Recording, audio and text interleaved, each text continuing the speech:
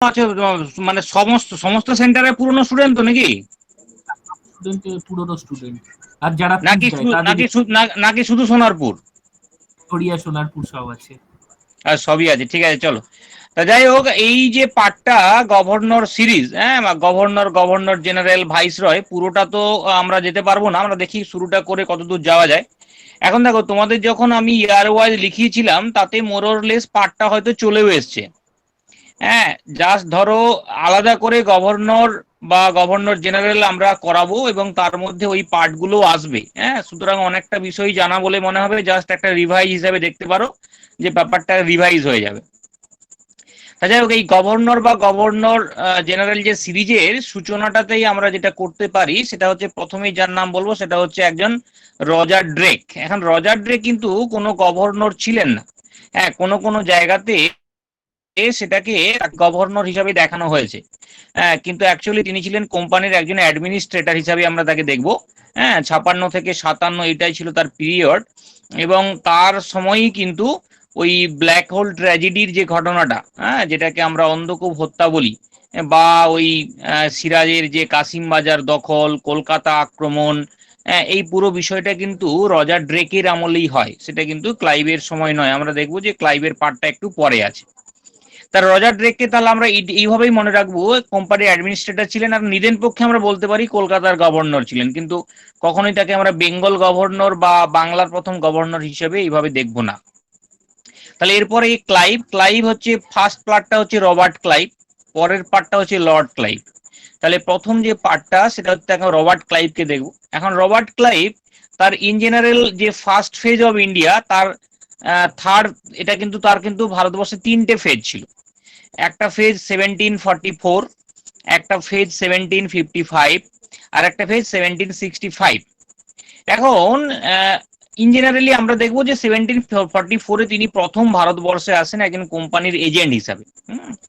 এইটুকু আমরা মনে রাখবো, তার ডিটেলসে আমরা কিছু যাব না, কারণ আমরা জানি কর্ণাটিক ওয়ার টোয়ারের সময় তার একটা ভূমিকা ছিল।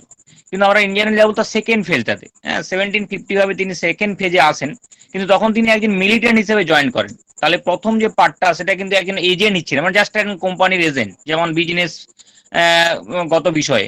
কিন্তু 1755-এ যখন সেকেন্ড টাইম তিনি আসেন তখন তিনি কিন্তু একজন মিলিটেন্ট হিসাবে আসেন। এবং 1757 থেকে যে 60 পর্যন্ত তার সেকেন্ড ফেজ অফ ইন্ডিয়াতে তার যে অ্যাক্টিভ পার্ট আমরা দেখতে পাই, সেই অ্যাক্টিভ পার্টের মধ্যে আমরা যা যা পাই সেটা হচ্ছে যে, প্রথমে যেটা পাবো তাকে আমরা ওই পলাশি যুদ্ধের আগে, অর্থাৎ সিরাজ যখন কলকাতাটা দখল করলেন এবং এই ব্ল্যাক হেল ট্র্যাজেডির কথাটা যখন ছড়ালো, হ্যাঁ, তখনই কিন্তু আমরা পুরোপুরি ভাবে তার অ্যাক্টিভের মধ্যে তাকে আমরা পাই। আমরা জানি যে তখন ক্লাইভ এবং অ্যাডমিরাল ওয়াটসন, তিনি একজন নৌ বিভাগের একজন সেনাপতি ছিলেন, তারা তখন ম্যাড্রাসে ছিলেন, অর্থাৎ সাউথ ইন্ডিয়াতে তখন যে ফ্রেঞ্চদের সাথে যে থার্ড কার্নাটিক ওয়ার চলছিল সেইটার মধ্যে ইনভলভ ছিলেন। স্বাভাবিক কারণে কলকাতা হাতছাড়া হওয়ার খবর, এবং ধরে নাও ওই তারপরে যেটা ঘটনাটা ঘটেছিল যে ওই ব্ল্যাক হেল ট্র্যাজেডি, আসলে সে ঘটনাটা ঘটেনি, সেটা আমরা জানি যে তার সেটা নিয়ে অনেক কন্ট্রাডিক্টরি আছে। তাহলে সেই যে বিষয়টা, তারা হচ্ছে সেই ম্যাড্রাস থেকে রওনা দিয়েছিল কলকাতার উদ্দেশ্যে, আমরা জানি যে তারপর তারা প্রায় বিনা বাধায় কলকাতা দখল করে নেয়। এবং এরপরেই জানি আমরা যে ট্রিটি অফ আলীনগর যেটা হয়েছিল সিরাজউদ্দৌলার সাথে 1757 9 ফেব্রুয়ারি। তাই এখানে একটা আমরা ক্লাইভের পার্ট পাবো। ক্লাইভের আর একটা যেটা পার্ট হচ্ছে, তিনি চন্দননগর দখল করেছিলেন। আমরা জানি যে থার যে অ্যাংলো কর্ণাটিক মানে ফ্রেঞ্চ ওয়ার চলছিল, এবং এই একই সময়ে ইউরোপে শুরু হয়েছিল যেটাকে আমরা বলি 7 ইয়ার্স ব্যাটেল বা সপ্তবর্ষব্যাপী যুদ্ধ। এবং সেই যুদ্ধেরই সূত্র ধরে চন্দননগর দখল করে নেয় ক্লাইভ, কার কাছ থেকে? ফরাসিদের কাছ থেকে। এবং স্বাভাবিকভাবে আমরা জানি পরবর্তীকালে ফরাসিরা অনেকে ওখান থেকে চলে যায় এবং তারা মুর্শিদাবাদে গিয়ে আশ্রয় নিয়েছিল সিরাজউদ্দৌলার কাছে। তাহলে এখানে আমরা একটা পার্ট দেখবো যে এটা একটা পার্ট ছিল তার, যেটাকে ব্যাটেল অফ চন্দননগরও বলা হয়। এরপরে যেটা হয় ক্লাইভকে নিয়ে আমরা পাবো সেটা হচ্ছে যে কনকর্ড বলে একটা যুদ্ধ হয়েছিল, ব্যাটেল অফ কনকর্ড। সেই যুদ্ধে তিনি ফ্রেঞ্চদের হারিয়েছিলেন 1758-এ। তার আগে অবশ্যই আমরা পলাশি যুদ্ধের কথা অবশ্যই আমরা জানি যে এরপরেই পলাশি যুদ্ধের প্রেক্ষাপট তৈরি হয় এবং 23শে জুন সেই যুদ্ধ হয়। সিরাজ কিন্তু সেই যুদ্ধে জয়লাভ করেন। একটু স্লো বলতে সরি, বল স্যার, একটু ক্লাইভ স্লো বলতে। সিরাজ বলছি। ক্লাইভ জয়লাভ করেন, তো বেসিক্যালি ইংরেজিটা জয়লাভ করেন, এবং আমরা জানি তার পিছনে একটা কনস্পিরেসি ছিল, সেই পার্টগুলো আমরা নবাবস অফ বেঙ্গল টেঙ্গল যখন পড়েছি বা তখন আমরা জানি। এবং ক্লাইভকে নিয়ে তাহলে আরেকটা যেটা আমরা বলবো সেটা হচ্ছে যে ট্রু এস্টাবলিশমেন্ট অফ, যেটাকে আমরা বলি ভারতবর্ষে যেটা বলা হয় যে ইংরেজ শাসনের সূচনাকারী প্রকৃতপক্ষে কাকে বলা হয়, সেটা কিন্তু আমরা তাকেই বলবো। কারণ আমরা জানি যে পলাশি যুদ্ধই কিন্তু ছিল, যেমন ভাবে আমরা বলি যে পানিপথের যুদ্ধের মধ্য দিয়ে ভারতে মুঘল সাম্রাজ্যের সূচনা হয়, তাহলে আমরা একই সময় যেহেতু বলি যে পলাশির যুদ্ধের মধ্য দিয়ে ভারতে ইংরেজ শাসনের সূচনা হয়, তাহলে বেসিক্যালি সেই পলাশি যুদ্ধের সময় যেহেতু ক্লাইভই ছিলেন, সুতরাং তাকেই বলা হয় ট্রু ফাউন্ডার, অর্থাৎ real founder of British empire in India. তাহলে সেটা একটা আমরা তার পার্ট বলতে পারি। এরপর আমরা জানি যে 1760-তে তিনি আবার রিটার্ন করেন ইংল্যান্ডে। আবার থার্ড ফেজ যেটা, হ্যাঁ আমরা সেটা একটু আবার পরে আসবো যেহেতু আমরা পরপর যাচ্ছি। তাহলে ফার্স্ট ফেজে আমরা ক্লাইভ সম্বন্ধে এটুকুই মনে রাখবো। এরপরে ধরো যে যিনি আসেন তিনি হচ্ছে ভ্যানসিটার্ট। আমরা জানি 60 থেকে 65 এটাই ছিল তার পিরিয়ড, ভ্যানসিটার্টের পিরিয়ড। যদিও যদি একেবারে ভেতরের একটা প্রশ্ন দেওয়া হতো হয়, তাহলে এটুকু আমরা বলবো যে ক্লাইভ চলে যাবার পর একটা সংক্ষিপ্ত পার্টের জন্য, ওই মাস 3-4 জন্য, ওই যে হলওয়েল যার কথা আমরা পড়েছি, ওই যিনি ওই ব্ল্যাক হোল ট্র্যাজেডির কথা বলেন, তিনি কিন্তু ওই অ্যাডমিনিস্ট্রেটর হিসেবে কাজ করেন। নট গভর্নর, কোনো গভর্নর নন, কিন্তু একজন অ্যাডমিনিস্ট্রেটিভ হিসেবে কাজ করেছিলেন 4 থেকে 5 মাস। তারপরে কিন্তু ভ্যানসিটার্ট চলে আসেন। এবারে ভ্যানসিটার্ট তাহলে চলে আসার পর ভ্যানসিটার্টের সময় কি কি ঘটনার ইম্পর্টেন্ট আছে, তাহলে প্রথমেই যে ইম্পর্টেন্ট ঘটনাটা ছিল সেটা হচ্ছে নবাবের পরিবর্তন হয়েছিল। আমরা জানি সবাই, যেটা মীর কাসিমকে তিনি হচ্ছে নবাব পদে বসিয়েছিলেন মীর জাফরের জায়গায়। কারণ তিনি এসে দেখেন যে মীর জাফরের কাছ থেকে কোম্পানির পাওয়ার আর কিছু নেই, স্বাভাবিকভাবে একটা গোপন চুক্তি হয় মীর কাসিমের সঙ্গে, তিনি বসান, এটা একটা ঘটনা হয়। 1760-তে আমরা জানি ব্যাটেল অফ বন্দিবাস হয়েছিল, এটা আমরা জানি, যেটা ওই ভারতে ইঙ্গ ফরাসি দ্বন্দ্বের বলা যেতে পারে এক ধরনের অবসান ঘটে। কারণ তারপর ফরাসিদের সেই পাওয়ার আর ছিল না যে তারা ইংরেজদের সাথে অন্তত অ্যাডমিনিস্ট্রেটিভ, অর্থাৎ রাজত্ব বিস্তারের ক্ষেত্রে যে প্রেক্ষাপটটা ছিল, আমি বিজনেসের ক্ষেত্রে যাচ্ছি না, সেই ব্যাপারটাতে তারা আর এগোয়। হ্যাঁ, তারপর আমরা জানি যে জিঞ্জি মাহে পন্ডিচেরি, হ্যাঁ, যেগুলো কেড়ে নেওয়া হয় ফ্রেঞ্চদের কাছ থেকে, সেটাও তার সময় হয়। ইতিমধ্যে আমরা মীর কাসিমের কিছু পার্ট ওর মধ্যে চলে যাবে, সেটা আমরা অবশ্যই মনে রাখবো। যেমন কাটোয়া, গিরিয়া, উদয়নালা, এই যুদ্ধগুলো তার সময় হয়। যদিও এই যুদ্ধের সেনাপতি মেজর অ্যাডামস ছিলেন, কিন্তু বেসিক্যালি মেজর অ্যাডামস থাকলেও তিনি সেনাপতি, তিনি যিনি গভর্নর থাকবে আমাদের তার কথাই তো বলতে হয়, স্বাভাবিকভাবে এটা তার সময়ই হয়। বা মীর কাসিমের যে রাজধানী পরিবর্তন তিনি করেছিলেন মুঙ্গেরে 1762-তে, এটাও তার সময় হয়। এরপরে বেসিক্যালি আমরা 1763-তে যে যুদ্ধগুলো হয়েছিল, ওই কাটোয়া, গিরিয়া, উদয়নালা, অজয়ের যুদ্ধ, যেখানে মীর কাসিম হেরে গিয়েছিলেন, এটাও তার সময় হয়। আর সব থেকে ইম্পর্টেন্ট যেটা ছিল 1764, অর্থাৎ ব্যাটেল অফ বক্সার। আমরা জানি যে সবাই যে মেজর হেক্টর মনরো এই যুদ্ধে ব্রিটিশ সেনাপতি ছিলেন, কিন্তু গভর্নর যেহেতু ছিলেন সেই সময় ভেনসিটার্ট, সেটা আমরা মনে রাখবো। তাহলে এই এই হচ্ছে তার পার্ট, অর্থাৎ ভেনসিটার্ট সম্বন্ধে আমরা মনে রাখবো। এরপরে যেটা সেকেন্ড ফেজ অফ ক্লাইভ, আমরা জানি এবার তার হলো, তিনি হয়ে গেলেন লর্ড ক্লাইভ। এই ফেজে 65 থেকে 67 পর্যন্ত যেটা ছিলেন, হ্যাঁ ভেনসিটার্টের সময় একটা যেটা মনে রাখবো আমাদের, যে ট্রিটি অফ এলাহাবাদ যেটা, সেটা কিন্তু ভ্যানসিটার্টের সময়ই হয়। হ্যাঁ, কিন্তু ক্লাইভের সময় যে মেইন ইম্পর্টেন্ট যেটা হয়েছিল সেটা হচ্ছে ওই ডুয়াল গভর্নমেন্ট ইন বেঙ্গল। আমরা সবাই জানি যে দ্বৈত শাসন, এই দ্বৈত শাসন নিয়ে আমাদের অনেকের একটা কনফিউজিং হয়, যদি কোনো কোনো সময় প্রশ্নটা দেওয়া থাকে, হ্যাঁ, যে ভারতের দ্বৈত শাসনের কবে সূচনা হয়, হ্যাঁ, সেটা কিন্তু অ্যান্সার 1784। কারণ দ্বৈত শাসন বলতে গেলে জেনারেলি ওই 84-এর বিষয়টা খুব একটা আলোচিত নয়। হ্যাঁ, ম্যাক্সিমাম ক্ষেত্রে আলোচনাটা চলে আসে বাংলায় দ্বৈত শাসন, কিন্তু বাংলার ক্ষেত্রে অবশ্যই ক্লাইভ। ডুয়াল গভর্নমেন্ট আমরা সবাই জানি, যে জেনারেলি ডুয়াল গভর্নমেন্ট তোমরা সবাই জানো, তবু জাস্ট একটু আমি বলে দিই যে ডুয়াল গভর্নমেন্ট মানে দু ধরনের শাসন, একটা সেম স্ট্রাকচার অফ অ্যাডমিনিস্ট্রেটিভ সিস্টেমে যে দু ধরনের শাসন থাকে, সেটাকে আমরা ডুয়াল গভর্নমেন্ট। যেখানে ক্লাইভ ইচ্ছে করেই কোম্পানির হাতে রেখেছিল রাজস্ব আদায়ের অধিকার, এবং অন্যদিকে ওই ফৌজদারি বিষয় সংক্রান্ত যেটা হচ্ছে অ্যাডমিনিস্ট্রেটিভ পার্টটা, সেটা দিয়েছিলেন নবাবের হাতে। অবশ্যই এই সময় নজমউদ্দৌলা বাংলার নবাব ছিলেন, এবং এটাকেই আমরা ডুয়াল গভর্নমেন্ট বলছি। তো এটা তিনি করেন, এবং অবশ্যই তার আগে তিনি দেওয়ানি লাভ করেছিলেন দ্বিতীয় শাহ আলমের কাছ থেকে বাৎসরিক 26 লক্ষ টাকার বিনিময়ে আমরা জানি যে এই দেওয়ানি লাভ করেন। এটা হচ্ছে ক্লাইভের আমরা সেকেন্ড পার্ট বলি। এরপর ক্লাইভ 1767-এ তিনি চলে যান, এবং এটাই তার ভারত থেকে লাস্ট চলে যাওয়া। এবং পরবর্তীকালে আমরা দেখব যে তিনি ইংল্যান্ডে যান এবং বলা হয় যে তিনি আত্মহত্যা করেন 1774-এ। যদিও এটা নিয়ে অনেক বিতর্ক আছে, কেউ কেউ বলে তার স্ট্রোক হয়েছিল, তিনি আত্মহত্যা করেনি কারণ তিনি কোনো সুসাইড নোট সেভাবে লিখে যাননি বা কোনো সুসাইড নোট পাওয়া যায়নি। আধুনিক কালে গবেষকরাও বলেছিল যে তার ওই গলব্লাডার স্টোন, আমরা যেটা এখন খুব আমাদের কাছে পরিচিত, এই ধরনের কিছু একটা প্রবলেম ছিল। তা যাই হোক, আলটিমেটলি হার্ট অ্যাটাকে তিনি মারা যান। এই বক্তব্যটাই বেশি করে গ্রহণযোগ্যতা পেয়েছে, যদিও প্রশ্ন কিন্তু আমাদের আসেই পরীক্ষাতে যে ভারতে কর্মরত কোন গভর্নর বা গভর্নর জেনারেল তিনি ইংল্যান্ডে গিয়ে আত্মহত্যা করেছিলেন। সেক্ষেত্রে যেহেতু এই ধরনের রিউমার বলো বা গুজব বলো বা সত্যি বলো অন্য কোনো গভর্নর বা গভর্নর জেনারেল সংক্রান্ত পাওয়া যায়নি, তো সেক্ষেত্রে প্রশ্ন যদি থাকে আমাদের অবশ্যই কিন্তু ক্লাইভ লিখতেই হবে, এ নিয়ে যতই মতভেদ থাকুক না কেন। তো যাই হোক, তাহলে ক্লাইভের পরে অর্থাৎ 67 থেকে 69 এই যে পার্টটা, এই পার্টে কে ছিলেন, তার নাম ছিল ভেরেলিস্ট। এখন ভেরেলিস্ট নিয়ে খুব একটা বেশি মানে মন্তব্যের কারণ নেই। প্রথম কথা বলতে হবে যে ওই ফার্স্ট অ্যাংলো মাইসুর ওয়ার আমরা সবাই জানি 67 থেকে 69 পর্যন্ত হয়েছিল, তাহলে এটা তার সময় হয়। 69-এ আমরা জানি ট্রিটি অফ ম্যাড্রাস হয়েছিল, স্বাভাবিকভাবে এটাও তার সময়। আমরা জানি এটার দ্বারা ফার্স্ট অ্যাংলো যেটা মাইসুর ওয়ার সেটা সমাপ্তি ঘটে। তাহলে আমরা মোটামুটি ফেডারেলিস্ট নিয়ে এটাই মনে রাখবো। এবার 69 থেকে 72 এই পার্টে আমরা জানি কার্টিয়ার।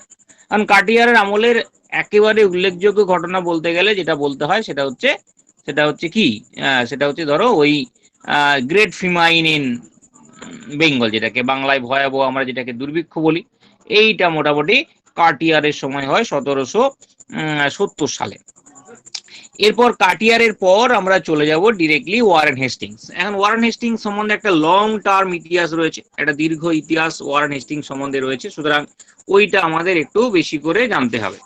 এখন দেখো, ওয়ারেন হেস্টিংস এর যেটা ইতিহাস আমরা পড়বো, প্রথমে হচ্ছে দুটো পার্ট, একটা হচ্ছে 72 থেকে 74 আর একটা 74 থেকে 85। আর 72 থেকে 74 কেন, এই সময় তিনি কিন্তু বাংলার গভর্নর, আবার 74 থেকে 85 এই সময় তিনি বাংলার গভর্নর জেনারেল।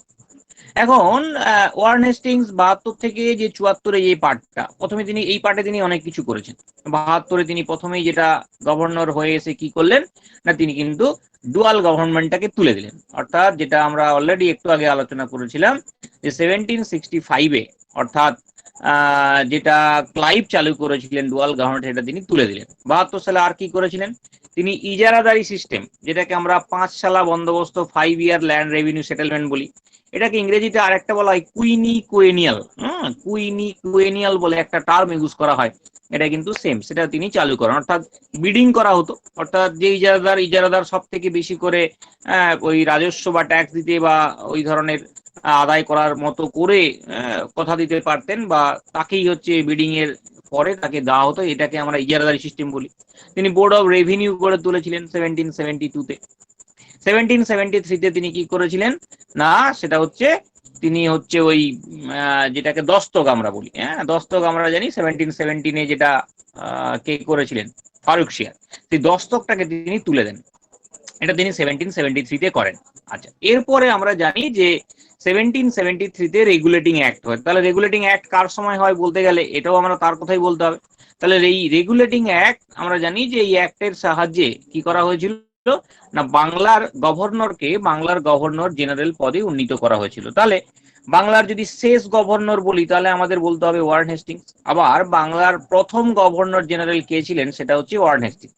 এখানে একটা কনফিউজিং প্রশ্ন আছে, প্রশ্নটা দু ধরনের ভাবেই উত্তর নেয় বিভিন্ন হচ্ছে পরীক্ষাতে, মানে অ্যাডমিনিস্ট্রেটিভ কমিটি যেটা থাকে, যেটা যাদের সিদ্ধান্ত চূড়ান্ত বলে বলা হয়। প্রশ্নটা হচ্ছে ভারতের প্রথম গভর্নর জেনারেল কে ছিলেন। দেখবে কোনো কোনো জায়গাতে এই উত্তরটাও কিন্তু করা রয়েছে ওয়ারেন হেস্টিংস, কিন্তু আমরা যদি স্পেসিফিকলি বলি তাহলে বাংলার প্রথম বললে আমরা বলছি অবশ্যই ওয়ারেন হেস্টিংস, কিন্তু ভারতের প্রথম বললে সেটা আমাদের উইলিয়াম বেন্টিং, সেটা তো আমরা জানি।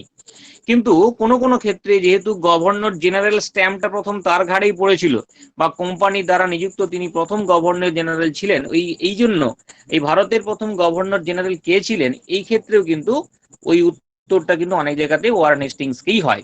যাই হোক, 1773 যে রেগুলেটিং অ্যাক্টের মাধ্যমে যেহেতু বাংলার গভর্নরকে গভর্নর জেনারেল করে দেওয়া হলো, এবং যেহেতু তিনি ছিলেন বাংলার শেষ গভর্নর, সুতরাং তিনি হলেন বাংলার প্রথম গভর্নর জেনারেল। এরপরে ধীরে ধীরে চলে আসবো যে তিনি কি কি করেছিলেন। প্রথমে যেটা তিনি করলেন, যে তাকে যেটা করেন যে 1774-এ, হ্যাঁ, সেটা হচ্ছে তিনি ওই রহিলা ওয়ার যেটাকে আমরা বলি, হ্যাঁ, যেটা অযোধ্যা অন্তর্ভুক্ত রহিলাদের কাছ থেকে যেটা অযোধ্যার অন্তর্ভুক্ত হয়, যেটাকে রহিলা খন্ড বলি, সেটা হয় 1775-এ। 1774-এ তার সময় সুপ্রিম কোর্ট তৈরি হয়েছিল। আমরা জানি যে এই সুপ্রিম কোর্টের এলিজা ইম্পে তিনি প্রথম বিচারপতি ছিলেন, প্রধান বিচারপতি। তারপর হচ্ছে ধরো এই যে তিনি যে গভর্নর জেনারেল হলেন, তার 4 জন সহকারী ছিলেন, ফিলিপ ফ্রান্সিস বারোয়েল, তারপরে ক্লেভারিং আর মনসন। তারপর 1775-এ, হ্যাঁ, আমরা জানি যে ওই মহারাজা নন্দকুমারের একটা ট্রায়াল হয়েছিল এবং তার ফাঁসি হয়েছিল। এক্ষেত্রে এটাকে আমরা ওই জুডিশিয়াল মার্ডার হিসাবেও জানি, কারণ একটা দলিল জাল করার জন্য তার ফাঁসি হয়েছিল। কিন্তু প্রশ্ন হচ্ছে যে সেই দলিল জালটা কিন্তু অপরাধ প্রমাণিত কিন্তু হয়নি। আর তাছাড়া তৎকালীন আইনে ওই যদি ধরেও না হয় যে দলিল জাল হয়েছিল, কিন্তু সেই জাল করার অপরাধ কিন্তু তখনকার আইনে কিন্তু ফাঁসি ছিল না। তা সত্ত্বেও তাকে ফাঁসি দেওয়া যায়, এটাকে জুডিশিয়াল মার্ডার বলা হয়। তারপর তিনি যেটা করেছিলেন যে ট্রেজারিটাকে মুর্শিদাবাদ থেকে তিনি কলকাতাতে নিয়ে এসেছিলেন। তিনি হিন্দু এবং মুসলিম যে আইনগুলোকে কোডিফাই করেছে, এই জন্য তাকে বলা হয় father of judicial system, judicial reform of India. হ্যাঁ, তিনি এটাকে জেন্টু ল বলা হয়, হ্যাঁ, অন্যরকম ভাবে বলা হয় এরকম টার্ম দিয়ে, জেন্টু ল।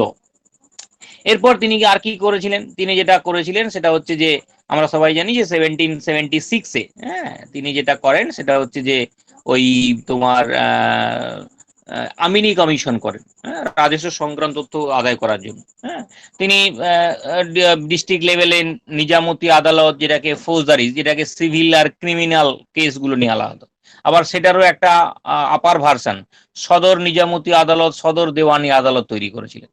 হ্যাঁ, এরপর তিনি আমরা জানি যে 1777-এ ওই যেটা কুইনি কোয়ারেনাল বা ইজারাদারি system of 5 year land revenue settlement যেটা বললাম, সেটাকে তিনি তুলে দেন। এটা কিসের ভিত্তিতে তুলে দিয়েছিলেন? কারণ যে আমিনি কমিশন তিনি তৈরি করলেন 1776-এ, তারা যে রিপোর্ট দেয়, হ্যাঁ, সেই রিপোর্টের ভিত্তিতে তিনি কিন্তু ওইটাকে বন্ধ করে দিয়ে সেটাকে 1 ইয়ার ল্যান্ড রেভিনিউ সেটেলমেন্টে নিয়ে আসেন। আচ্ছা, আমরা জানি যে এরপরে তার সময়ই কি হয় না, ফার্স্ট অ্যাংলো যেটা মারাঠা ওয়ারের সূচনা হয়। আমরা জানি ওটা সূচনা হয়েছিল 1775 থেকে 1782 পর্যন্ত। স্বাভাবিকভাবে ওই treaty of Purandara, treaty of হচ্ছে, তারপর ধরো সুরাট, তারপর ব্যাটেল অফ আরাস, এই যে ঘটনাগুলো ঘটে, গেল কিন্তু তার সময়ই ঘটে। তার সময় কতগুলো গ্রন্থের ইংরেজি অনুবাদ হয়েছিল, যেমন গীতার ইংরেজি অনুবাদ হয়েছিল। তারপর ধরো অভিজ্ঞানম শকুন্তলমের ইংরেজি অনুবাদ হয়েছিল। তারপর ধরো গীত গোবিন্দ, যেটা জয়দেব লিখেছিলেন, সেগুলোর হচ্ছে ইংরেজি অনুবাদ হয়েছিল। এগুলোর কিন্তু সাল রয়েছে, কিন্তু পার্টিকুলার এই সালগুলো আমাদের খুব একটা মনে রাখার দরকার নেই। শুধু আমরা এইভাবেই মনে রাখবো যে চার্লস উইলকিন্স গীতার ইংরেজি অনুবাদ করেছিলেন এবং তারই অনুপ্রেরণায় ওই অভিজ্ঞানম শকুন্তলম মানে তার সাহায্যে, এবং হচ্ছে ওই যেটা বললাম গীত গোবিন্দ, যেটা জয়দেব লিখেছিলেন, আমরা জানি জয়দেব লক্ষণ সেনের সভাকবি ছিলেন, সেই যে গীত গোবিন্দ সেটার ইংরেজি অনুবাদ হয়েছিল। 1780-তে জানি যে আর যে ঘটনা ঘটে সেটা হচ্ছে ভারতবর্ষে যেটা প্রথম যে সংবাদপত্র, তাহলে জেমস অগাস্টাস হিকি, যেটা হিকির গেজেট বলি, তাহলে সেটাও আমাদের তার সময় হয়েছিল। আচ্ছা, আর কি তার সময় হয়? 1781-এ তিনি কি করেন আমরা সবাই জানি, সেটা হচ্ছে ক্যালকাটা মাদ্রাসা, আলিয়া মাদ্রাসাও এটাকে বলা হয়। এটা ভারতবর্ষের কিন্তু প্রথম মাদ্রাসা, 1781-এ তিনি এটা করেন। ঠিক আছে, এরপরে যেটা হয় যে এটা কিন্তু কোনো কোনো জায়গাতে 1780-ও তোমরা পাবে। জেনারেলি যারা মাদ্রাসাতে পড়াশোনা করেছো, এটা একবার মাদ্রাস সার্ভিস কমিশনের পরীক্ষা এসেছিল, সেখানে কিন্তু 1781-এ কিন্তু অ্যান্সারটা মানে অপশানই দেয়নি। তাহলে কিন্তু ম্যাক্সিমাম ক্ষেত্রে কিন্তু 1781-ই রয়েছে। 1780 কিন্তু খুব কম বইতেই পাওয়া গেছে। এরপর যেটা হয় 1782, তোমরা সবাই জানো যে সলবাই সন্ধি দ্বারা যেটা প্রথম ইঙ্গ মারাঠা যুদ্ধের অবসান ঘটেছিল, সেই ট্রিটি অফ সলবাই, সেটাও তার সময় হয়। এরপর ধরো 1784, আমরা 1784-এ কি পেয়েছি? 1784-এ যেটা হয়েছে সেটা হচ্ছে যে এশিয়াটিক সোসাইটি। আমরা জানি যে 1784-এ এই Asiatic society sir William Jones, এই এশিয়াটিক সোসাইটির প্রতিষ্ঠা করেছিলেন। যদিও সেটা ছিল ওয়ারেন হেস্টিংসের কিন্তু পৃষ্ঠপোষকতায়। যাই হোক, এই মোটামুটি আমরা মনে রাখবো ওই ওয়ারেন হেস্টিংস সম্বন্ধে। হ্যাঁ, আর একটা যেটা হচ্ছে আমরা মনে রাখবো, যেটা ওই শাহ আলম, হ্যাঁ, যার কাছ থেকে বাৎসরিক যে 26 লক্ষ টাকার বিনিময়ে, হ্যাঁ, যেটা ওই দেওয়ানি পেয়েছিল, হ্যাঁ, সেটা তিনি বন্ধ করে দেন। হ্যাঁ, যে বাৎসরিক যেটা ওই দেওয়ানি লাভ, সেটা তিনি বন্ধ করে দেন, এবং ওই কারা এবং এলাহাবাদ যেটা তাকে দেওয়া হয়েছিল সেটা তার কাছ থেকে কেড়ে নিয়ে সেটা আবার একটা, হ্যাঁ, ওই ট্রিটি অফ বারাণসী সন্ধির দ্বারা সেটা আবার বিক্রি করে দেন ওই অযোধ্যার শাসকের কাছে। আমরা জানি যে আশফউদ্দৌলা সম্ভবত তখন শাসক ছিলেন। আমরা সুজাউদ্দৌলার পরে যিনি আশফউদ্দৌলা সিংহাসনে বসেন তার কাছে। তাহলে মোটামুটি ওয়ারেন হেস্টিংস সম্বন্ধে আমরা এই পার্টটা মনে রাখবো। ওয়ারেন হেস্টিংস এর পরে জেনারেলি আমরা যার নাম জানবো সেটা হচ্ছে কে, হচ্ছে কর্নওয়ালিস। 1786 থেকে 1793 পর্যন্ত, যদিও এর মাঝেও একজন অ্যাডমিনিস্ট্রেটিভ ছিলেন। হ্যাঁ, যাই হোক, 1786 থেকে 1793 পর্যন্ত কর্নওয়ালিসের রাজত্বকাল যে পিরিয়ডটা, সেই সময়টা মোটামুটি যদি আমরা ধারাবাহিকভাবে ক্রোনোলজিক্যাল অর্ডারে যাই, তাহলে প্রথমেই দেখব যে প্রথমে তার নামটা চলে আসছে কিসের জন্য, যে ওই 10 ইয়ার্স ল্যান্ড রেভিনিউ সেটেলমেন্ট, অর্থাৎ 10 সালা বন্দোবস্ত। আমরা জানি এইখানে হচ্ছে তিনি ওই 5 সালার পরে যেটা 1 সালা, সেটাকে তুলে দিয়ে তিনি 10 সালা বন্দোবস্ত চালু করেন, এবং তার সময় শুরু হয় থার্ড অ্যাংলো মাইসোর ওয়ার, যেটা 1790 থেকে 92। আমরা জানি 1791-এ তার সময় হয়েছিল বারাণসী সংস্কৃত কলেজ, যদিও এটা কোনো কোনো জায়গায় তোমরা 1792 পাবে, কিন্তু এটা কিন্তু 1791-এ। আর কি না, তিনি মুভিং কোর্ট, যেটাকে আমরা ভ্রাম্যমাণ আদালত বলি, সেটা তিনি তৈরি করেন। তিনি পুলিশ সিস্টেম এবং পুলিশ সুপারিনটেন্ডেন্ট পদ, এই দুটোর ক্ষেত্রেই কিন্তু তার কৃতিত্ব রয়েছে, বা তাকেই সূচনাকারী বলা হয়। 1793-তে আমরা সবাই জানি সব থেকে যেটা ইম্পর্টেন্ট মোস্টলি তার সম্বন্ধে, সেটা হচ্ছে পার্মানেন্ট সেটেলমেন্ট, যেটাকে আমরা জমিদারি বন্দোবস্তও বলি বা চিরস্থায়ী বন্দোবস্তও বলি। এবং সানসেট ল যদি কার সময় হয়, সেটাও তাহলে আমাদের তার সময়ই আমরা বলবো। তিনি কর্নওয়ালিস কোড করেছিলেন। কর্নওয়ালিস কোড করা মানে ব্যাপারটা হচ্ছে যে তিনি কতগুলো সিস্টেমের মধ্যে এনেছিলেন, যেমন ধরো হাইয়েস্ট যে রেভিনিউ সিস্টেম, হ্যাঁ, তার যে হেড, তাকে তিনি সেটা তিনি করেছিলেন কালেক্টরকে। ম্যাজিস্ট্রেট বা জুডিশিয়াল সিস্টেমটা তার হাতে ছিল। এরপরে ডিস্ট্রিক্ট ম্যাজিস্ট্রেটে আলাদা করে তিনি পদ সৃষ্টি করেছিলেন। হ্যাঁ, এইটা মোটামুটি আমরা চলে যাব। কর্নওয়ালিস সম্বন্ধে আমরা জানি তার সময় ট্রিটি অফ, যেটাকে শ্রীরঙ্গপত্তমের ট্রিটি বলি আমরা, 1792 সালে শ্রীরঙ্গপত্তমের সন্ধি হয়েছিল। তার একটা বিখ্যাত মন্তব্য ছিল যে অল ইন্ডিয়ানস আর করাপ্টেড। হ্যাঁ, তিনি এটা মন্তব্য করেছিলেন যে তিনি এই জন্য মানে সরকারি যে উচ্চ পদগুলো, সেখানে কিন্তু কোনো রকম ভারতীয়দের নিয়োগ তিনি কিন্তু নিষিদ্ধ করে দিয়েছিলেন, কারণ তিনি মনে করতেন সকল ভারতীয় হচ্ছে দুর্নীতিপরায়ণ। সিভিল সার্ভিস নিয়ে অবশ্যই তার কথা হবে না, অর্থাৎ তিনি ভারতের যে অ্যাডমিনিস্ট্রেটিভ সিস্টেম, সেটাকে তিনি ইউরোপিয়ান করেছিলেন, মানে ইউরোপিয়াইজেশন, মানে ইউরোপীয় কায়দায় গড়ে তোলার চেষ্টা করেন। এই জন্য তিনি কিন্তু সিভিল সার্ভিসের সূচনা করেছিলেন ভারতবর্ষে। তাকে father of Indian civil service বলা হয়। যদিও তখন কিন্তু কোনো রকম পরীক্ষার ব্যাপার ছিল না, সরাসরি ইংল্যান্ড থেকে তাদেরকে অ্যাপয়েন্টমেন্ট করে এখানে পাঠানো হতো। তা সেইটা অ্যাপয়েন্টমেন্ট করে সরাসরি পাঠিয়ে দেওয়া হতো, স্বাভাবিক কারণে সেই বিষয়টা কিন্তু ছিল। সুতরাং তাকে আমরা father of Indian civil service এই কারণে আমরা বলি। এরপরে যেটা আমরা চলে আসবো যে 93 থেকে 98, এই যে পার্টটা ছিল জন শোর। এখন এই জন শোর ইনি ওই যে কর্নওয়ালিসের আমলে যে রাজস্ব বোর্ড তৈরি হয়েছিল, সেই রাজস্ব ক্ষেত্রের যিনি প্রেসিডেন্ট, বোর্ড অফ প্রেসিডেন্ট ছিলেন, সেই প্রেসিডেন্ট কিন্তু ছিলেন জন শোর। এখন তার সময় চিরস্থায়ী বন্দোবস্ত গড়ে তোলার ক্ষেত্রে তার একটা বড় ভূমিকা ছিল, এবং তার সময় বলা হয় যেটা ব্যাটেল অফ খর্দা 1795 নিজামের সাথে মারাঠাদের হয়েছিল, এবং এই ক্ষেত্রে মারাঠারা কিন্তু জয়লাভ করেছিল। আর ফিমেল ইনফ্যান্টিসাইড যেটা, সেটাকে তিনি বন্ধ করবার একটা চেষ্টা করেছিলেন, যদিও ওই আইনটা তখন খুব একটা সেভাবে কার্যকর হয়নি। এরপরে আমরা চলে যাব ওয়েলেসলি। হ্যাঁ, আমরা জানি 1798 থেকে 1805 এই যে পার্টটা, সেটা হচ্ছে ওয়েলেসলির পার্ট। এখন ওয়েলেসলির কথা বলতে গেলেই প্রথমে যেটা আসবে তার সাবসিডিয়ারি অ্যালায়েন্স। 1798-এ আমরা জানি তিনি অধীনতর মিত্রতা নীতি বা সাবসিডিয়ারি অ্যালায়েন্স চালু করেছিলেন। এখন এই টার্মটা আমরা যারা একটু নতুন বা আমরা জানি, আশা করা যায় তোমরা সবাই জানো, তবে যদি কারো মনে না থাকে একটু মনে রাখবে অবশ্যই, যে সাবসিডিয়ারি অ্যালায়েন্স বা অধীনতামূলক মিত্রতা নীতি আসলে ভারতবর্ষের সাম্রাজ্য প্রতিষ্ঠার ক্ষেত্রে এটা তার একটা পলিটিক্যাল ওয়েপন বা রাজনৈতিক অস্ত্র বলতে পারো। নিয়মটা কি ছিল না, এই নীতিতে বা এই চুক্তিতে যারা যে সমস্ত দেশীয় রাজ্যরা বা তারা স্বাক্ষর করবে, তাদের টোটালি যেটা সিকিউরিটি, যে নিরাপত্তা, সেটা কিন্তু পুরোপুরিটাই দায়িত্ব কার থাকবে, ব্রিটিশ কোম্পানি। তবে হ্যাঁ, একই সঙ্গে তাদের কিছু নিয়ম নীতি মেনে চলতে হবে। সেই নিয়ম নীতিগুলো কি মেনে চলতে হবে, সেটা হচ্ছে যে তারা ব্রিটিশদের অনুমতি ছাড়া অন্য কাউকে চাকরি দিতে পারবে না, অন্য কারোর সাথে কোনো রকম চুক্তি করতে পারবে না, সেটা যুদ্ধই হোক বা যাই হোক, বা শান্তি চুক্তি যাই হোক। আলটিমেটলি যেটা উদ্দেশ্য ছিল, যেটা ইনডিরেক্টলি ভাবে যে ওই রাজ্যগুলোকে ব্রিটিশদের নিয়ন্ত্রণে নিয়ে আসে। এরপর আমরা জানি যে 1799-এ ব্যাটেল অফ শ্রীরঙ্গপত্তম হয়েছিল।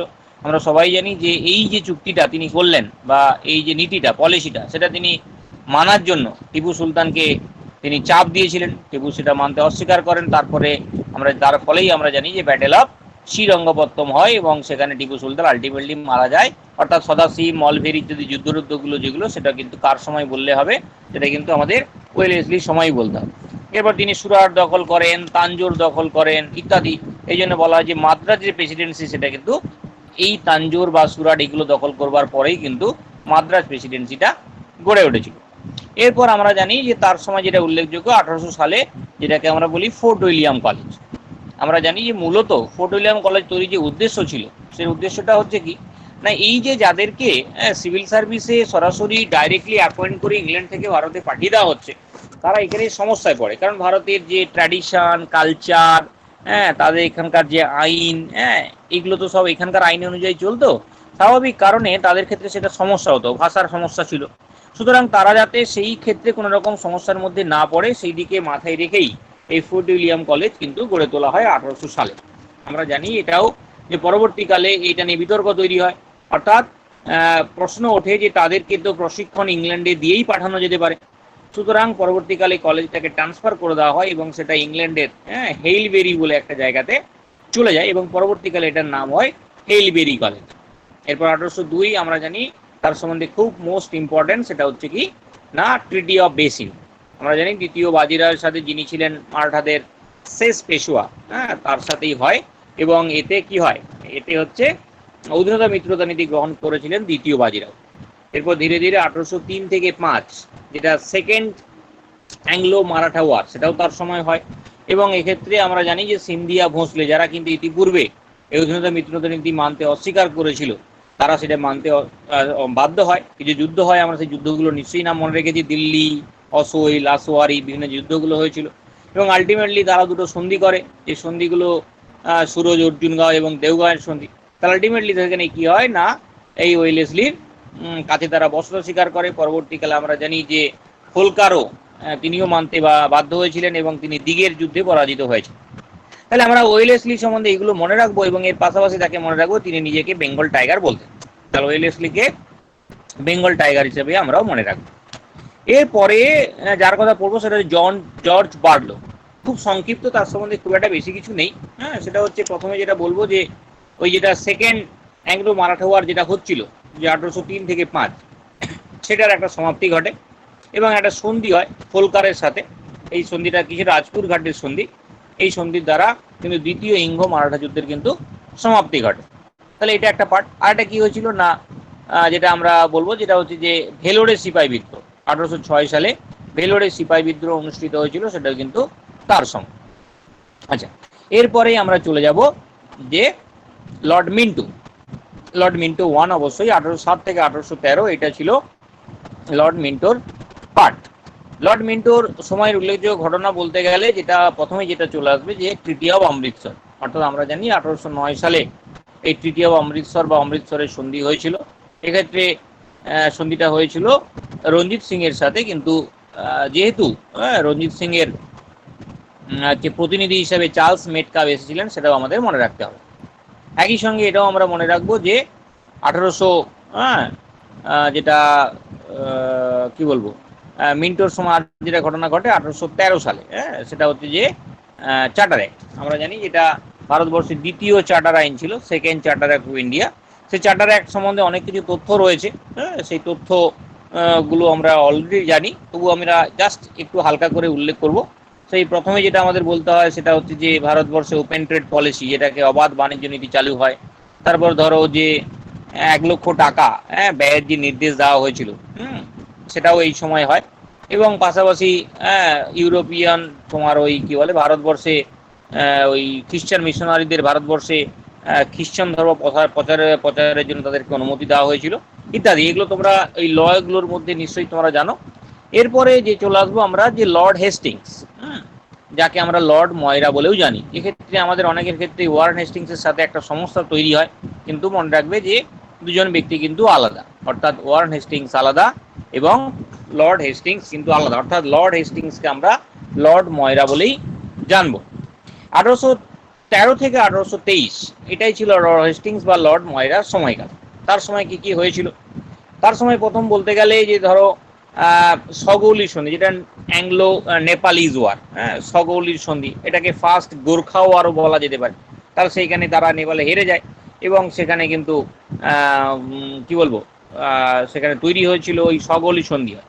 ব্রিটিশরা, আমরা জানি কলকাতার যে শহীদ মিনার রয়েছে না, সেখানে যে শহীদ মিনার তৈরি, সেটা কিন্তু নেপাল যুদ্ধের পরেই হয়েছিল এবং ডেভিড অক্টারলোনি সেটা কিন্তু তৈরি করেছিল। তারপর ধরো পিন্ডারি দস্যু দমন, এটা লর্ড হেস্টিংসের সময় হয়। একটা সব থেকে যেটা তাকে নিয়ে বেশি প্রশ্ন পড়ে সেটা হচ্ছে যে 1800 ওই থার্ড অ্যাংলো মারাঠা ওয়ারের সময় গভর্নর জেনারেল কে ছিলেন? তাহলে সেটা লর্ড হেস্টিংস বা লর্ড ময়রা। এবারে যদি আমরা ওই ধরি যে রামমোহন রায় যখন আত্মীয় সভা প্রতিষ্ঠা করেন, বা হিন্দু কলেজ যখন গড়ে ওঠে, বা বেরিলির বিদ্রোহ যেটা মুফতি মোহাম্মদ আইওয়াজ, হ্যাঁ, বা পাইক বিদ্রোহ, যেগুলো যেগুলো এই টার্মের মধ্যে পড়ে, বা হিন্দু কলেজ, হ্যাঁ, Calcutta school book society, Calcutta school society, তাহলে এই যে টোটালটা আমরা জানি প্রত্যেকের ক্ষেত্রে কোনোটা রামমোহন, কোনোটা ডেভিড হেয়ার তারা ছিলেন। তাহলে এই প্রত্যেকটা পার্ট কিন্তু তারই পিরিয়ডের মধ্যেই পড়ে। আমাদের যদি ওই ক্রনোলজিগুলো মনে থাকে তাহলে এক্ষেত্রে ওই ক্রনোলজি মনে না রাখার কোনো কারণ নেই। তারপরে একই সঙ্গে আমরা যদি ভারতবর্ষে প্রথম বাংলা সংবাদপত্র যদি বলি, সেটা সমাচার দর্পণ, বা প্রথম যদি মাসিক পত্রিকা, কারণ ওটা সাপ্তাহিক ছিল, প্রথম মাসিক পত্রিকা যদি বলি দিগদর্শন ইত্যাদি যে বিষয়গুলো ওর মধ্যে রয়েছে, তাহলে সেগুলোও যদি আমরা ধরি তাহলে সেটাও কিন্তু লর্ড হেস্টিংসেরই পার্ট। আর কি করেছিলেন তার সময়? আর কি কি হয়েছিল? রায়তওয়ারি বন্দোবস্ত তিনি করেছিলেন না, তার সময় হয়েছিল। রায়তওয়ারি বন্দোবস্ত হয়েছিল, মহলওয়ারি বন্দোবস্ত হয়েছিল, আমরা জানি। তাহলে এগুলোও হয় তার সময়। আর কি হয়েছিল? কমিটি অফ পাবলিক ইনস্ট্রাকশন, যদিও সেটা কিন্তু তার সময় নয়, সেটা কিন্তু হয়েছিল আর্মাস্টের সময়। তাহলে মোটামুটি ভাবে লর্ড হেস্টিংসের পিরিয়ডকে আমরা এইভাবেই মনে রাখবো, 1823 সাল পর্যন্ত এইভাবে, ঠিক আছে। এরপরে যেটা আমরা যাব 1823 থেকে 1828, অর্থাৎ যে পার্টটাকে আমরা পড়বো আর্মহার্স্ট। এখন এই আর্মহার্স্টের সময় প্রথমেই যেটা ইম্পর্টেন্ট, যেটা একটু আগে আমরা বলার চেষ্টা করেছিলাম, যে 1823 সাল কি ছিল না, 1823 সালে যেটা ছিল যে পাবলিক ইনস্ট্রাকশন কমিটি, অর্থাৎ যেটাকে আমরা বাংলায় বলি জনশিক্ষা কমিটি। আমরা অলরেডি আলোচনা করেছিলাম যে 1813 সালে যে চার্টার অ্যাক্টের মাধ্যমে 1 লক্ষ টাকা ব্যয়ের নির্দেশ দেওয়া হয়েছিল, সেই টাকাটা কোন খাতে ব্যয় করা হবে সেটা নিয়ে একটা দ্বন্দ্ব তৈরি হয়েছিল। যে দ্বন্দ্বটাকে আমরা কি বলে জানি, যে প্রাচ্য পাশ্চাত্য দ্বন্দ্ব, যেটাকে আমরা ইংরেজিতে অ্যাংলিসিস্ট বা ওরিয়েন্টালিস্ট বলি। এখন সেই দ্বন্দ্বের অবসান ঘটানোর জন্যই কিন্তু এই জনশিক্ষা কমিটি গড়ে উঠেছিল, এবং এই জনশিক্ষা কমিটির যিনি চেয়ারম্যান বা প্রেসিডেন্ট, তার নাম ছিল টমাস ব্যারিংটন মেকলে। এখন আমরা সবাই জানি যে এই জনশিক্ষা কমিটি কিন্তু সুপারিশ করেছিল যে টাকাটা খরচা করা হোক ট্র্যাডিশনাল ল্যাঙ্গুয়েজ, অর্থাৎ তথাকথিতভাবে যে ল্যাঙ্গুয়েজগুলো চলে এসেছে সেই উর্দু বা সংস্কৃত, এক্ষেত্রে কিন্তু সংস্কৃতের উপরেই জোর দেওয়া হয়েছিল। এবং আমরা জানি যে তাদেরই সুপারিশের ভিত্তিতে 1824 সালে গড়ে উঠেছিল কিন্তু সংস্কৃত কলেজ। স্বাভাবিকভাবে তাহলে সংস্কৃত কলেজ যখন গড়ে ওঠে তখন গভর্নর জেনারেল কে ছিলেন? তাহলে অ্যান্সার হবে কে? Lord Amherst. এবং একই সঙ্গে আমরা এটাও জানি যে রাজা রামমোহন রায় আর্মহার্স্টকে চিঠি দিয়েছিলেন এবং অনুরোধ করেছিলেন যে দয়া করে যেন তিনি টাকাটা খরচা করেন কিসের জন্য না, পাশ্চাত্য শিক্ষার জন্য। যাই হোক, এরপরে আমরা জানি যে 1824 সালেই গড়ে উঠেছিল সংস্কৃত কলেজ। একই সঙ্গে যদি তোমাদের একটু খেয়াল থাকে, তোমাদের নিশ্চয়ই মনে থাকবে পাগলাপন্থী বিদ্রোহ, যেটা ময়মনসিংহে হয়েছিল বাংলাদেশে, তার সেটাও যদি তার পিরিয়ডের মধ্যেই পড়বে। অ্যাংলো বার্মিজ ওয়ার, প্রথম ইঙ্গো বার্মা যুদ্ধ হয়েছিল, সেটাকে আমরা জানি যে ইয়ান্দাবুর সন্ধি। এই ইয়ান্দাবুর সন্ধির দ্বারাই কিন্তু সেটার অবসান ঘটে। আবার 1826 সালে ভরতপুর দখল করেছিল, তাহলে সেটাও কিন্তু কার সময়? আর্মহার্স্টের সময়। যাই হোক, এরপর আর্মহার্স্টের পরেই আমরা যার কথা জানবো সেটা হচ্ছে লর্ড উইলিয়াম বেন্টিং। 1828 থেকে 1835 এটাই ছিল বেন্টিং এর কিন্তু সময়কাল। কারণ বেন্টিং বলতে গেলেই প্রথমেই যে বিষয়টা আমাদের মাথায় আসে সেটা হচ্ছে তার সতীদাহ প্রথাকে নিয়ে। আমরা অবশ্যই জানো 1829 সালে 4 ডিসেম্বর সম্ভবত, 4 ডিসেম্বর, যে তিনি সতীদাহকে ইল্লিগাল বলে ঘোষণা করেছিলেন, তাই তো? অর্থাৎ তিনি আইনগত সাহায্য করেছিলেন, এবং এক্ষেত্রে সাহায্য করেছিলেন কিন্তু পাশাপাশিভাবে মানে যেটাকে আমরা বলি লিগ্যাল সাপোর্ট তিনি দেন, কিন্তু প্রকৃত উদ্যোগটা কিন্তু ছিল রাজা রামমোহন রায়। আচ্ছা, আর কি করেছিলেন তিনি? তিনি ঠগি দস্যু দমন করেছিলেন কর্নেল স্লিম্যানকে দিয়ে। তাহলে পিন্ডারি দস্যু যেমন ছিল লর্ড হেস্টিংস বা লর্ড ময়রা, ঠিক একই রকম ভাবে ঠগি দস্যুদের দমন করেছিলেন কে? Lord William Bentinck. আর কি করেন? আমরা জানি 1830 সালে রাজা রামমোহন রায় তার সময় কিন্তু ইংল্যান্ডে যান। সেক্ষেত্রে যদিও তার কোনো হাত ছিল না, কিন্তু যেহেতু তার পিরিয়ডের মধ্যেই পড়ে, সেক্ষেত্রে আমরা জানি তাকে পাঠিয়েছিলেন মুঘল সম্রাট দ্বিতীয় আকবর। সেটা অবশ্য তার নিজের উদ্দেশ্যের জন্যই, কারণ সে সময় মুঘল সম্রাটরা পেনশনের আওতায় চলে এসেছিলেন, সুতরাং তিনি তার পেনশন কিছু বাড়ানোর জন্য এবং আরো বেশ কিছু সুযোগ সুবিধা পাওয়ার জন্য লর্ড রাজা রামমোহন রায়কে কিন্তু নিজ ব্যয়ে কিন্তু ইংল্যান্ডে পাঠিয়েছিলেন। আর কি পিরিয়ড তার সম্বন্ধে বলবো আমরা? 1831 সালে যে আমরা জানি তার সময় তিতুমিরের, এটা বাংলাতে ওয়াহাবি আন্দোলন হয়, বারাসাত বিদ্রোহ, এটা আমরা পরিচিত। সেই বারাসাত বিদ্রোহ যিনি নায়ক ছিলেন বা তিতুমির, তিনি মারা যান। একই সঙ্গে 1831 সালে আমরা জানি যে বালাকোটে যুদ্ধ হয়েছিল। এই যুদ্ধে কিন্তু যিনি ওই সৈয়দ আহমদ, অর্থাৎ যিনি ওই ভারতে ওয়াহাবি আন্দোলনে যাকে আমরা প্রকৃত প্রবর্তক বা জনক বলি, যাই হোক, তিনি কিন্তু মারা যান শিখদের সঙ্গে যুদ্ধে।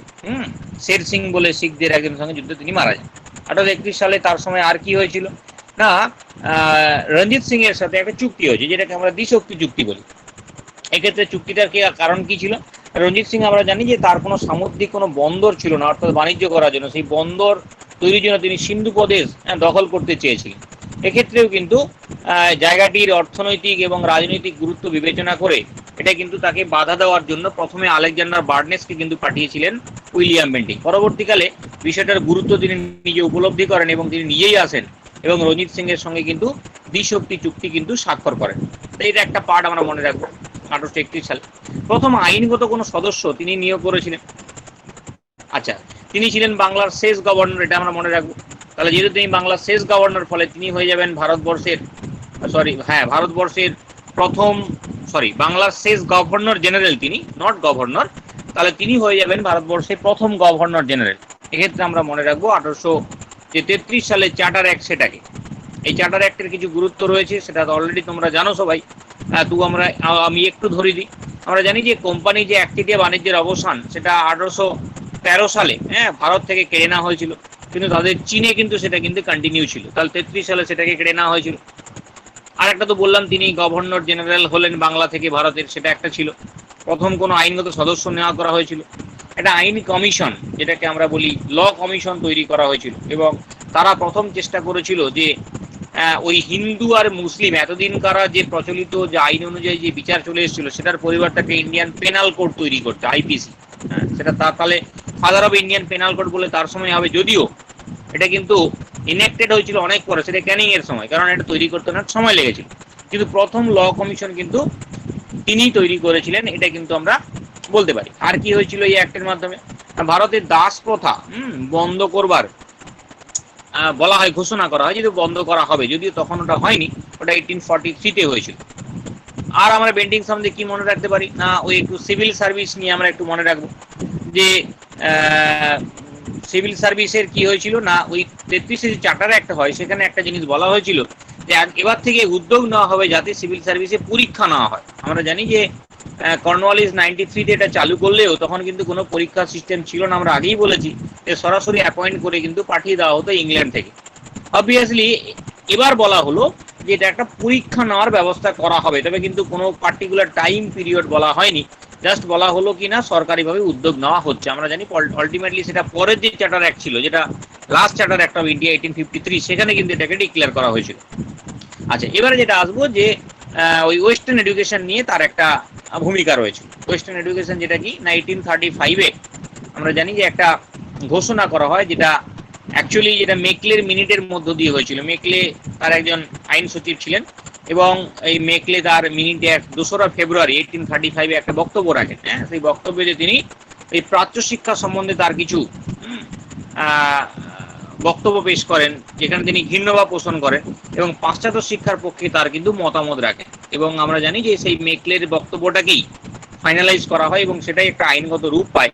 এবং এইভাবে 1835-এর 7 মার্চ অফিসিয়ালি ডিক্লেয়ার করা হয় যে ভারতবর্ষে ইংরেজি শিক্ষাকেই মিডিয়াম অফ ল্যাঙ্গুয়েজ, যেটাকে আমরা বলি, এই শিক্ষার মাধ্যম হিসেবে কিন্তু গ্রহণ করা হচ্ছে। এই জন্য তাকে বলা হয় father of western education in India. আর তিনি কি করেছিলেন, তিনি মেডিকেল কলেজ তৈরি করেছিলেন। এক্ষেত্রে বলা হয় যে জেরেমি বেনথাম বলে একজন দার্শনিক ছিলেন, তার একটা দর্শন ছিল হিতবাদী দর্শন। হিতবাদী মানে তোমরা বুঝতে পারছো যে এটা বাংলা ইংরেজি করে দাঁড়ায় ওয়েলফেয়ার অফ দ্য পিপল, মানে মানুষের ভালো করা। সেই ধরনের কেন্দ্রিক কি করে মানুষের ভালো করা যায়, সেই কেন্দ্রিকতার উপর ডিপেন্ড করে যে দর্শনটা, সেটা ছিল হিতবাদী দর্শন। এবং সেই যে দর্শন দ্বারাই বলা হয় তিনি ইন্সপায়ার্ড হয়ে তিনি কিন্তু ক্যালকাটায় মেডিকেল কলেজ তৈরি করেছিলেন 1835-এ। যদি একটু আমরা ভেতরের কথা জানি তাহলে আমরা জানি যে মতিলাল সিল এই মেডিকেল কলেজের জন্য জমি দান করেছিলেন। যাই হোক, এইটা আমরা মোটামুটি উইলিয়াম বেন্টিং সম্বন্ধে আমরা মনে রাখবো।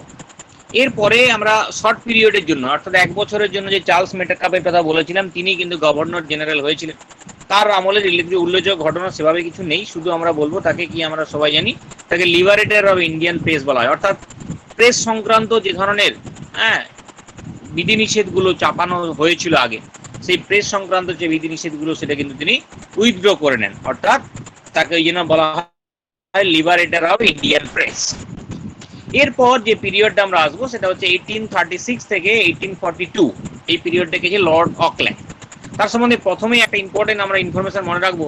He was the most unsuccessful governor general of India, মানে সব থেকে যেটাকে যদি বলা হয় যিনি কার্যে সফল হননি, এই ধরনের এটাকে বলা হয়। আমরা 36 থেকে যদি 42 পর্যন্ত এই পার্টের ক্রোনোলজিক্যাল অর্ডারে কি কি ঘটনা ঘটে সেটা যদি আমরা মনে রাখার চেষ্টা করি তাহলে দেখবো পুরোটাই আমরা মনে রাখতে। যেমন 36 সালে কি হয়েছিল আমরা জানি, বঙ্গভাষা প্রকাশিত সভা। ভারতবর্ষের কোনো কোনো জায়গাতে এটাকে বলা হচ্ছে প্রথম রাজনৈতিক সংগঠন, কিন্তু আসলে এটা রাজনৈতিক সংগঠন ছিল না, এটা ছিল ভারতবর্ষের প্রথম জাতীয়তাবাদী সংগঠন। তাহলে এটা আমরা মনে রাখবো তার সময়।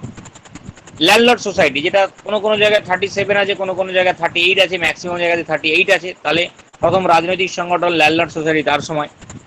1838-এ আমরা জানি একটা ত্রিপাটাইট একটা ট্রিটি হয়েছিল। আমরা জানি যে ওই রঞ্জিত সিং এর সাথে লর্ড অকল্যান্ড তখন ছিলেন এবং একই সঙ্গে তখন ছিলেন ওই আফগানিস্তানের শাহ সুজা। আমরা জানি যে আফগানিস্তানের শাহ সুজা সিংহাসনচ্যুত হয়েছিলেন দোস্ত আলীর কাছ থেকে। স্বাভাবিকভাবে দোস্ত মোহাম্মদ, সেই দোস্ত মোহাম্মদ কে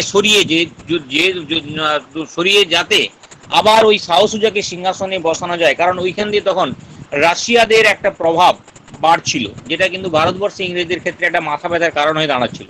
স্বাভাবিকভাবে তারা চায়নি সেটাকে হোক, স্বাভাবিকভাবে ওই সিংহাসন থেকে ওই দোস্ত মোহাম্মদকে সরিয়ে শাহ সুজাকে বসানোর জন্যই কিন্তু আবার এই চুক্তিটা হয়েছিল 1838-এ।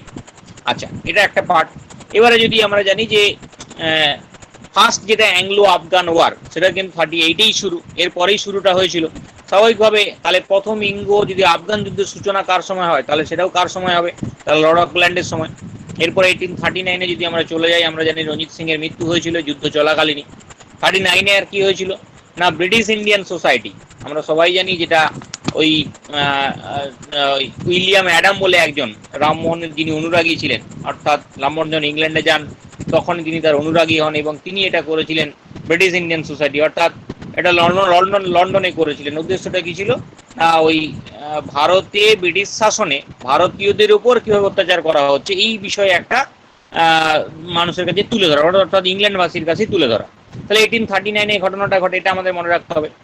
তারপর ধরো তত্ত্ববোধিনী সভা, যেটা 1839-এ দেবেন্দ্রনাথ টেগোর করেছিলেন, এটাও কিন্তু 1839-এ, তাহলে তার পিরিয়ডেই। আর কি হয়েছিল 1842-তে কাউন্সিল অফ এডুকেশন। আমরা একটু আগে একটা বিষয়ে আলোচনা করেছিলাম যে 1823-তে কমিটি অফ পাবলিক ইনস্ট্রাকশন, যেটাকে আমরা জনশিক্ষা কমিটি বলি। স্বাভাবিকভাবে ওই জনশিক্ষা কমিটিরই একটা, যদি আমরা বলি একটা যে পরিবর্তিত রূপ, সেটাই ছিল কি না এই কাউন্সিল অফ এডুকেশন। তাহলে আমরা লর্ড অকল্যান্ড সম্বন্ধে মোটামুটি আমরা এইটুকু মনে রাখতে পারি 1842 পর্যন্ত। এই অকল্যান্ড যেহেতু প্রসঙ্গটা এলো, আমরা মনে রাখবো এই অকল্যান্ডেরই কিন্তু বোন ছিলেন কিন্তু ইডেন, যার নামে কিন্তু আমাদের ইডেন গার্ডেন। তোমরা নিশ্চয়ই খেয়াল করে রেখেছো ইডেন গার্ডেনের পাশের রাস্তাটা কিন্তু এখন কিন্তু অকল্যান্ড রোড। যাই হোক, আমরা অকল্যান্ড নিয়ে এটুকু মনে রাখতে পারি। এরপর 1843-তে একটা শর্টার পিরিয়ডে এসেছিলেন কে, লর্ড এলেনবরা। 1842 থেকে 1844 পর্যন্ত। তার সময় কয়েকটা ইম্পর্টেন্ট তথ্য রয়েছে যেটা আমাদের অবশ্যই মনে রাখতে হবে। এটা কি না, সিন্ধু প্রদেশ ব্রিটিশ সাম্রাজ্যভুক্ত হয়।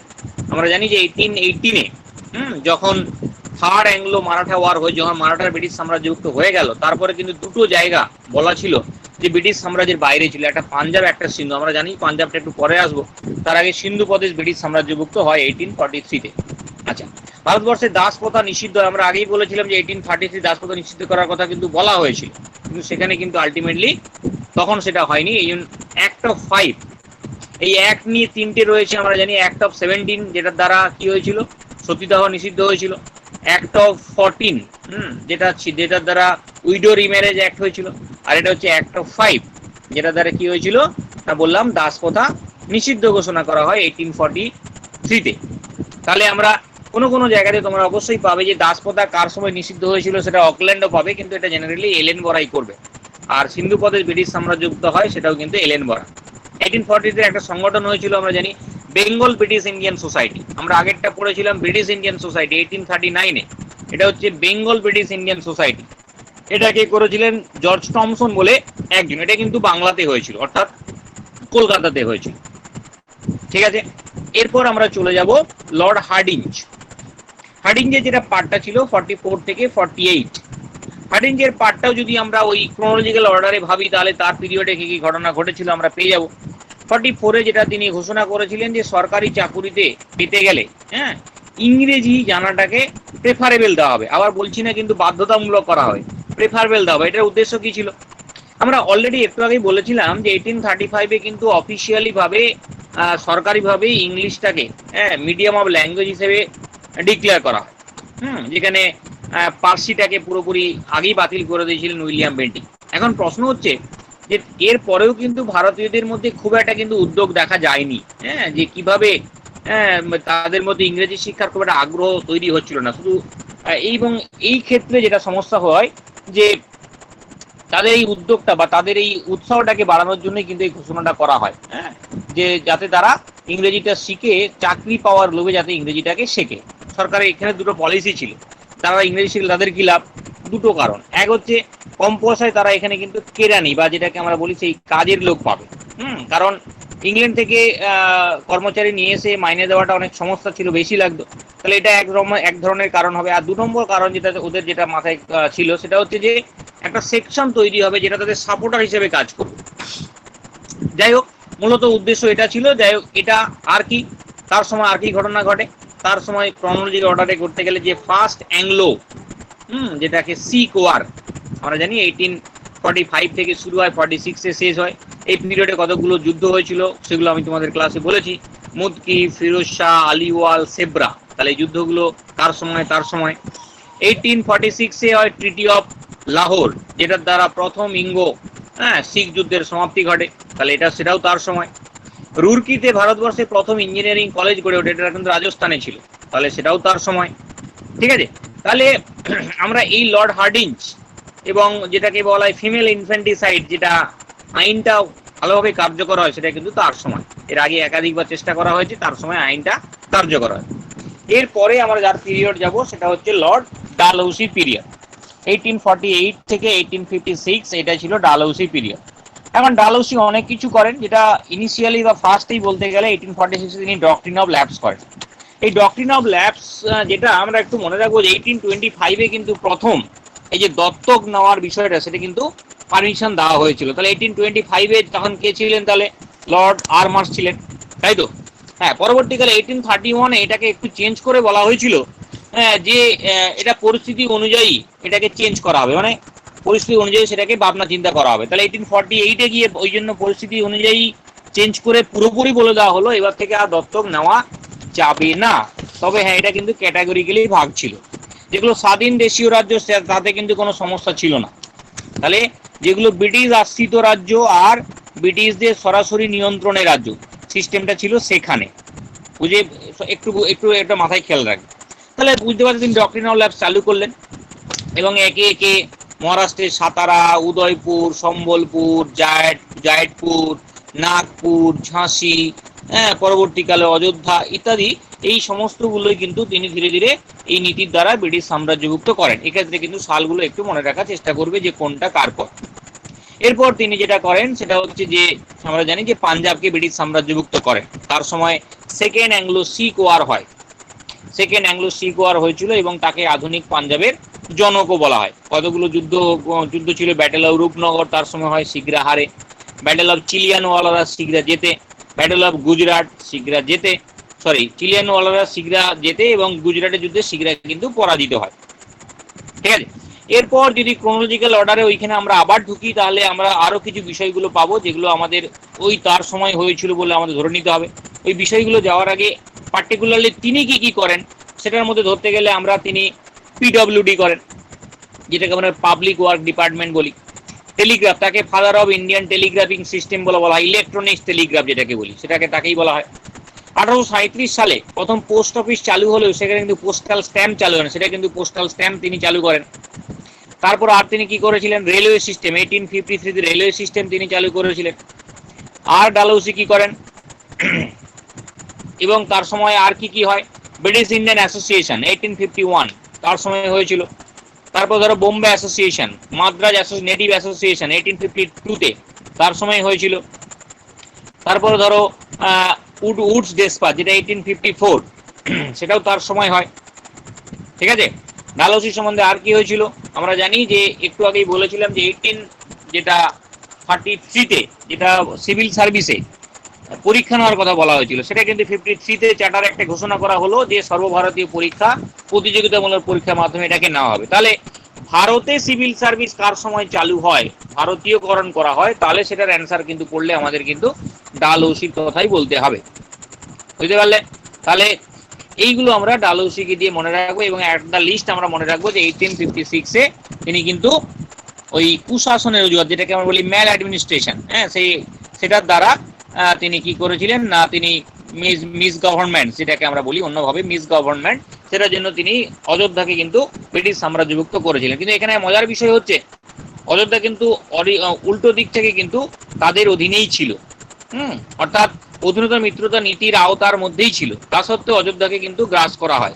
অর্থাৎ এক্ষেত্রে কার্যকর কারণটা দেখানো হয়েছিল তুমি ঠিকমতো রাজ্য শাসন করতে পারছো না। কিন্তু প্রশ্নটা হচ্ছে যে তার যে ইকোনমিটা পুরোটা কিন্তু ছিল ব্রিটিশদের নিয়ন্ত্রণে, আর যেহেতু নিরাপত্তার দায়িত্ব ইংরেজদের মধ্যেই ছিল, সুতরাং তিনি কিন্তু জনগণের ভালো করার দিকে আর নজর দেননি। কিন্তু তিনি জানেন জনগণ বিদ্রোহ করলে তার পুরোটা সামলে নেবে ব্রিটিশরা। স্বাভাবিক কারণে তার এই তার জনগণ সেক্ষেত্রে কি হয়, বিদ্রোহ শুরু করে এবং সেটাকে হাতিয়ার করেই কিন্তু কোম্পানি বা ইংরেজরা সেটা তার কাছ থেকে ক্ষমতাটা কেড়ে নেয় এইভাবে, এই বলে যে তিনি ঠিকমতো শাসন করতে পারছেন না। যাই হোক, তাহলে এরপর আমরা চলে যাব ডালহৌসির পরে, সেটা হচ্ছে যে না আরো তোমরা মনে রাখতে পারো যে 55 তার সময় ওই সাঁওতাল বিদ্রোহ হয়েছিল। তারপরে ধরো 56 উইডোরি ম্যারেজ আইন। উইডোরি ম্যারেজ অ্যাক্টের ক্ষেত্রে একটা জিনিস মনে রাখবে যে ডালহৌসির সময় কিন্তু বিধবা বিবাহ আইনটা পাস হয়, কিন্তু এটা কিন্তু কার্যকর হয়েছিল লর্ড ক্যানিং এর সময়। আজকে আমরা গভর্নর জেনারেল দিয়ে শেষ করব, পরের দিন আমরা ভাইসরয়ে যাব। সুতরাং সেই হিসাবে ধরতে গেলে আমাদের আর একটু পার্ট রয়ে যাবে, সেটা হচ্ছে লর্ড ক্যানিং। তাহলে 56 থেকে 58 এই পর্বে তিনি কিন্তু কি ছিলেন, গভর্নর জেনারেল অব ইন্ডিয়া। তাহলে এই পর্বে যদি ধরি আমরা, তার সময় খুব বেশি পার্ট নেই। এক হচ্ছে তিনি তার সময় এটা কার্যকর হয়, কোনটা কার্যকর হয় যেটাকে আমরা বললাম উইডো রিম্যারেজ অ্যাক্ট বা বিধবা বিবাহ আইন। আর যেটা হয় 1857 সালে যে 3টে বিশ্ববিদ্যালয় গড়ে ওঠে। আমরা সবাই জানি যে 1854 সালে যে উডের ডেসপাচের মাধ্যমে 3টে বিশ্ববিদ্যালয় গড়ে তোলার প্রস্তাব দেওয়া হয়েছিল, সেটাই কিন্তু কার্যকর হয়েছিল 1857-এ। তাহলে আমরা গভর্নর জেনারেল আজকে শেষ করলাম, কারণ ভাইসরয় শুরু করলে ওটা শেষ হবে না, আমরা চেষ্টা করব পরের দিন শেষ করার। তাহলে পরের দিন আমি তোমাদের এই যতটা পার্ট পড়ালাম, অর্থাৎ ক্লাইভ থেকে শুরু করে এই ক্যানিং পর্যন্ত, এই পার্টের কিন্তু 10 থেকে 15টা প্রশ্ন আমি তোমাদের জন্য তৈরি করে রাখবো। পরের দিনে শুরু করবার একেবারে সূচনাতেই কিন্তু এই 15টা প্রশ্ন নিয়ে আলোচনা করব। আমি যা যা বললাম এর বাইরে তোমাদের কাছে যার কাছে যা বই আছে তোমরা সেটা থেকে পড়ার চেষ্টা করবে, এবং আমিও চেষ্টা করব যে তোমাদেরকে কিছু ইনফরমেশন, এমন কিছু প্রশ্ন দিতে যেটা কিন্তু আমি আজ হয়তো বলিনি, তোমরা যাতে পড়ো তার জন্যই। যাই হোক, তাহলে আজ এইখান পর্যন্ত থাকুক। আমরা পরের দিন ভাইসরয় থেকে শুরু করব, কারণ আমরা জানি এরপরেই লর্ড ক্যানিংকেই ভারতবর্ষের প্রথম ভাইসরয় করা হয়। সুতরাং ভাইসরয় পার্টে আমরা যাচ্ছি না, কারণ তার ওই ভাইসরয় পার্টে কিন্তু অনেকগুলো বিষয় ছিল। তাহলে তোমরা তাহলে পরের দিন ওটা পড়ে আসো, পড়ে রাখবে।